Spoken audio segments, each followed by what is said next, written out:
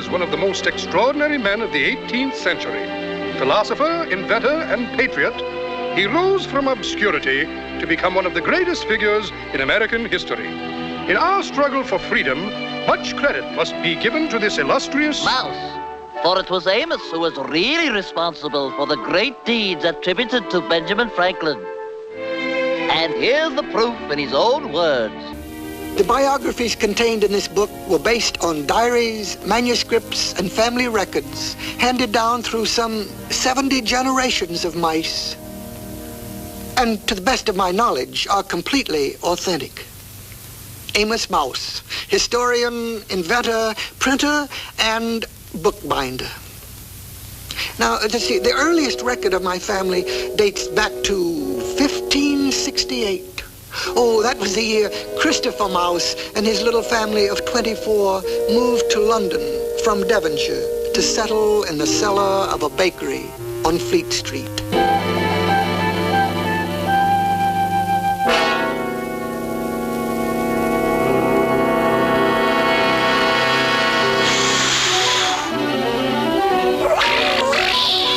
Except for the usual struggle to feed and clothe the family, nothing of consequence occurred until 1573. Then, one foggy day in November, Aramis, the adventurous older son, caused considerable excitement when he sailed across the swift and treacherous Thames River in a teacup. Oh, a navigational feat which to this day has never been equaled by a mouse. Oh, Aloysius. Aloysius was a mouse painter. Well, one of the truly talented members of our family who studied under the great Hans Holbein, under the floor of the famous old master's studio, where he could observe that great craftsman's every brush stroke. Well, in time, Aloysius acquired such skill with the brush that, well, he actually surpassed his master.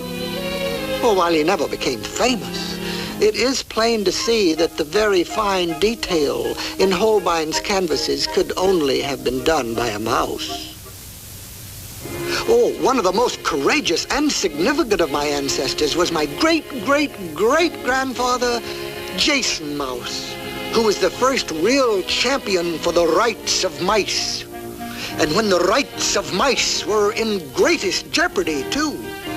During the early 17th century, the cat population of London had reached alarming proportions.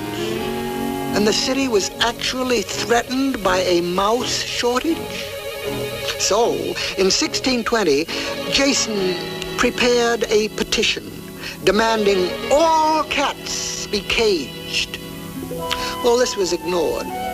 So Jason smuggled his little family into a mail sack bound for the seaport of Southampton. And they sailed from England on the very first ship. Jason soon learned that all the passengers, men and mice, were all in the same boat.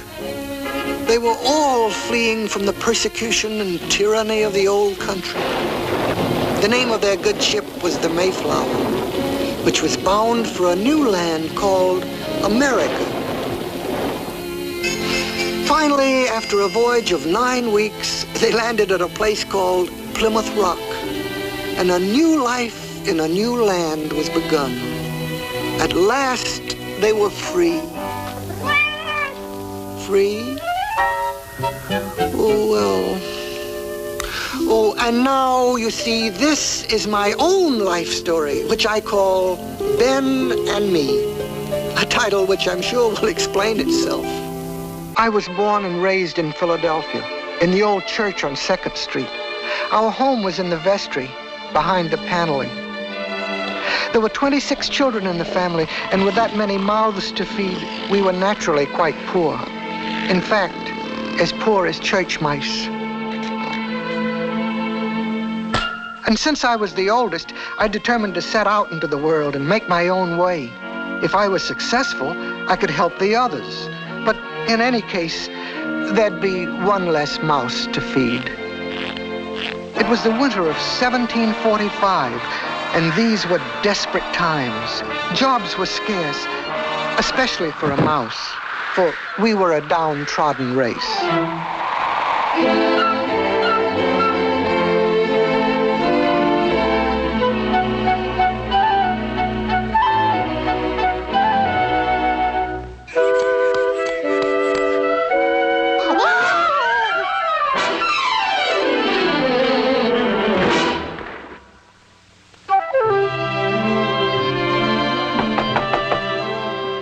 Good morning, madam. Could you use a handy mouse? Mouse?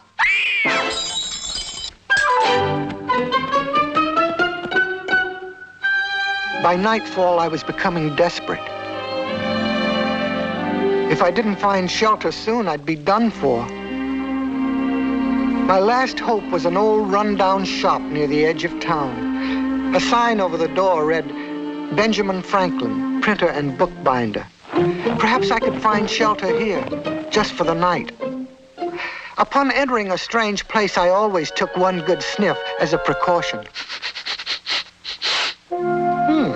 Printer's ink, fresh paper, old books, and no cats. And just about as cold as it was outside. The place was full of strange contraptions, tangles of wire, and a little round-faced man trying to write by candlelight. Good day, Mr. Franklin. Could you use a...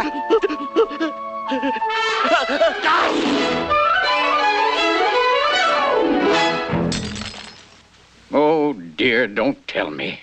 My last pair. Oh, what'll I do? Now I'll never get my paper out. I'm tired of his excuses. He'll settle up right now. Suffering uploads, here they come again. He'll settle up. Open up! Open up, Franklin! We know you're in there! Hey, Lorenzo, get out! We want our money! You've got just 24 hours, then I'm taking your credit. And your credit! We're taking everything! This is your last chance, Franklin! Remember, 24 hours. You can come out now, Mr. Franklin. They've gone. 24 hours. Oh, what's the use? Oh, but you can't give up. Nothing ventured, nothing gained. Mr. Franklin. My name's Ben, plain Ben.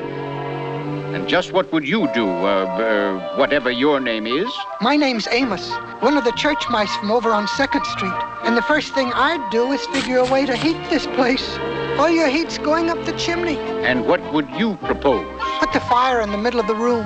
Oh, nonsense. You want to burn the place down? Make something out of iron to put it in. Say, that might be an idea.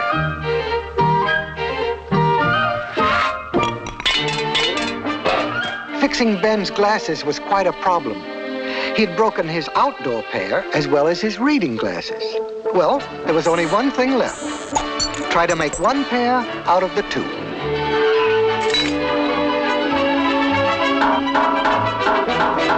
Let me see now. If I put... perhaps if I...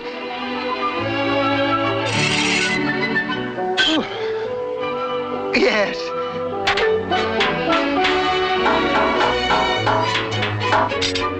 There we are.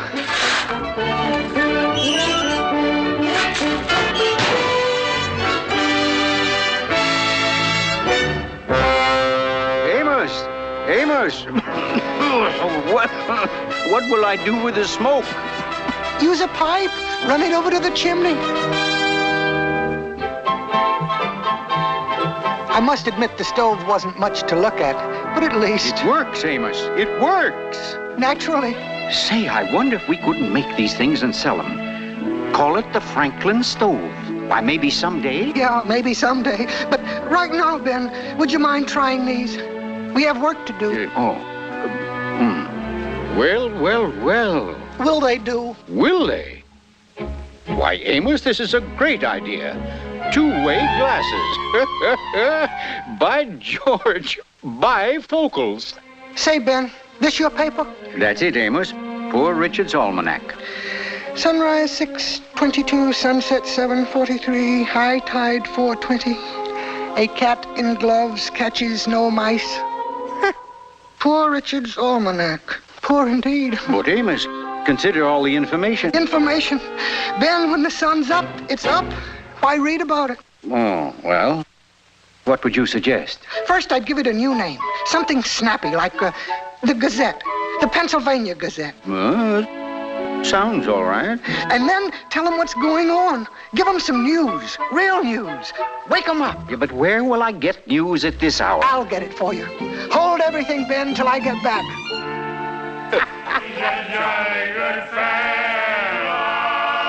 Which nobody can deny. The Night Watch. Disgraceful. But what about the judge? A few pounds took care of him. Good. Now to fill our pockets, eh, Jonathan?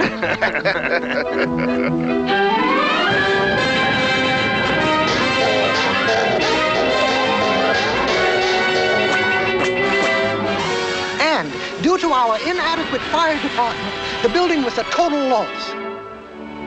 Damage estimated at 490 pounds, 12 shillings, 6 pence.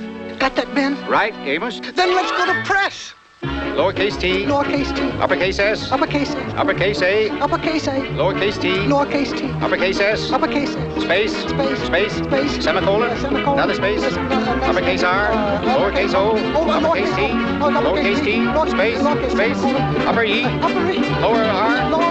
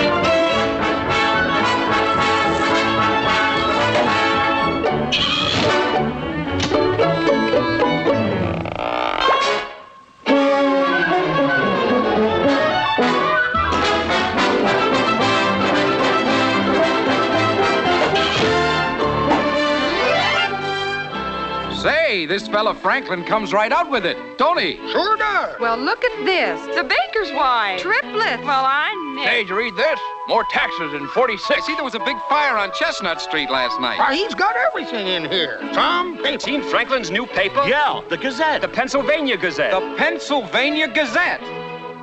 By evening, everyone in Philadelphia was reading the Gazette. Well, Amos, we're a success. What a day. What a day. Yes, Ben. Oh, what a day. Now I can pay my bills and you can have cheese. Cheese. Good night, Ben. Good night, Amos. Whenever Ben appeared in public, he kept me under his hat. There was a small door in the front so I could step out on the brim. Thus, I was able to observe and offer advice without being seen by others. I say, isn't that young Franklin? Why, yes. Good day, Ben. Good day, Mr. Governor Keith and Dr. Palmer. Governor Keith, Dr. Palmer. I read your new paper, my boy. Congratulations. First rate. Keep up the good work, Ben. Thank you, Your Excellency. I shall do my best. Thank you, Your Excellency. I shall do my best. Bright young chap. Yes, indeed. Very alert. Seems to know what's going on. Just think, the governor spoke to you. You see, Ben, people are beginning to sit up and take notice. Yes. Oh, we're really getting someplace. Nothing can stop us now. Uh-oh. Post, Ben. Post. Oh, how do you do, Mr. Post? Oh, my goodness. What have I done? Amos? Amos? Amos. As the years passed, Ben's reputation grew. Letters poured in from all over the colonies. Requests for money, for information on inventions, advice in business, and even for advice to the lovelorn. I spent all my spare time answering them. And meanwhile, Ben puttered around with his experiments.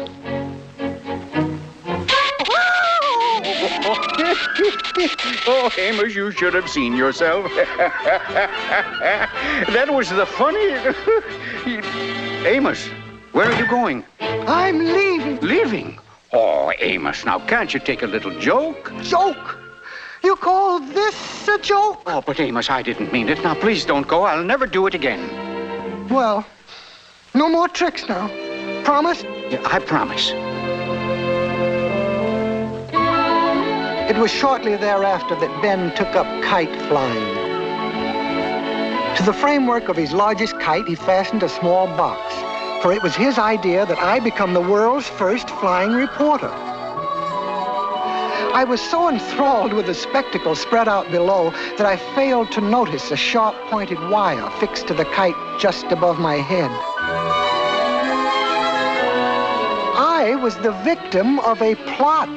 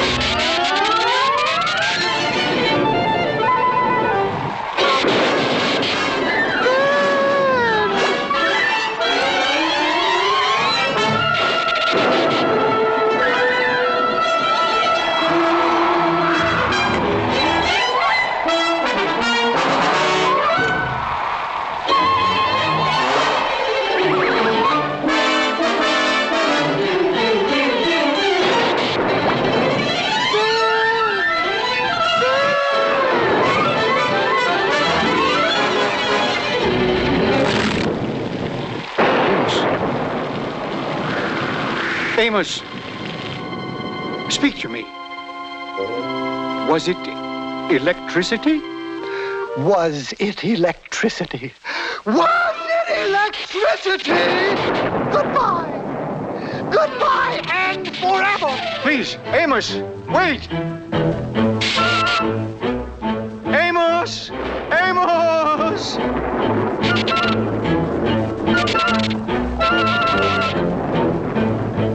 And so I left Ben and returned to my family in the old church, in the vestry, behind the paneling. The years that followed were troubled ones.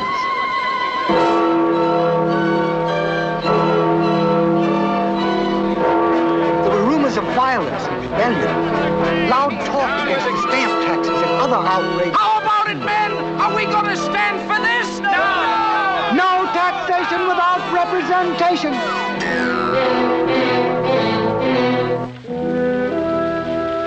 It was during this crisis that Ben was chosen to go to England to lay our case before the king. And now all the colonies anxiously awaited his return.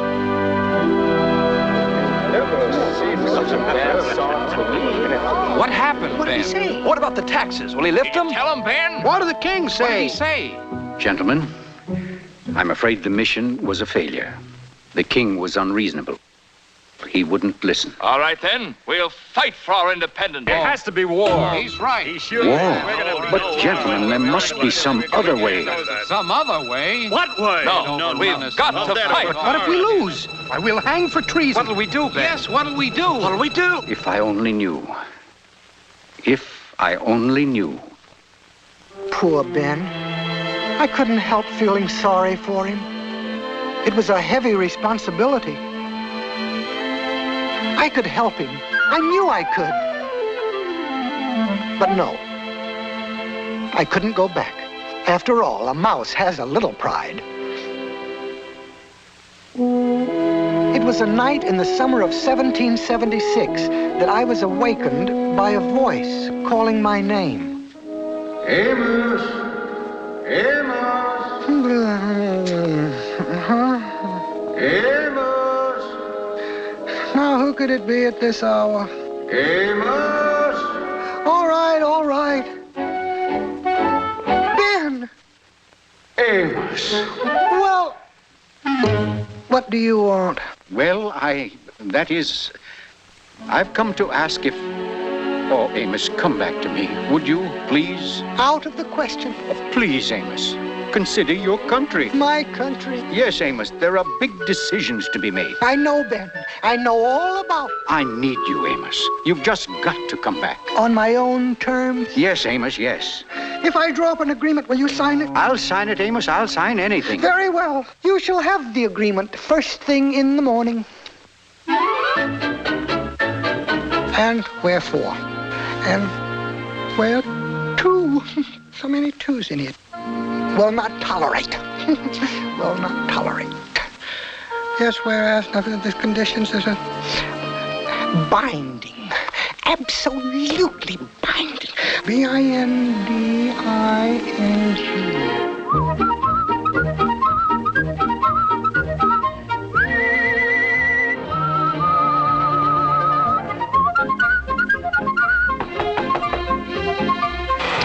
Good day, Ben. Come in, Amos, come in. Here, let me take your hat and coat. Nice weather we're having. Now, could I pour you some tea and we'll get on to my problems? If you don't mind, Ben, will you sign this first? Yes, of course, of course. Mind if I read it? If you wish. Ben, are you there? It's Tom Jefferson. Ben! Come in, Red, come in. Ben, you've got to help me. Of course, Red, but... I've been racking my brains, working day and night, but it's no use. I'm stuck. But, Red, I thought it was finished. It is, Ben. But I don't like the beginning. It just doesn't sound right. Listen to this. The time has come when we, the people of these colonies... Yes. No, not big enough. How about this? Now is the time when we, the people... Well, No, not strong enough. The time is at hand when we, the people, must... Oh, you see what I mean, Ben? If I could only find the words.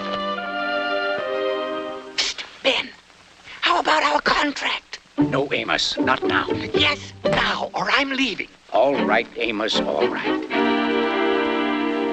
When, in the course of human events, it becomes necessary... Ben! That's it! That's it! When, in the course of human events, it becomes necessary for one people to dissolve the political band which have connected them with another, and to assume, among the powers of the earth, the separate and equal station to which the laws of nature... All of this declaration, with a firm reliance on the protection of divine providence, we mutually pledge to each other our lives, our fortunes, and our sacred honor. On July 4th, 1776, the Declaration of Independence was adopted by Congress. I was very proud to have had a small part in the creation of this great document. And so, we are gathered here today to pay our respects to Benjamin Franklin, for he was truly one of the greatest figures in American history.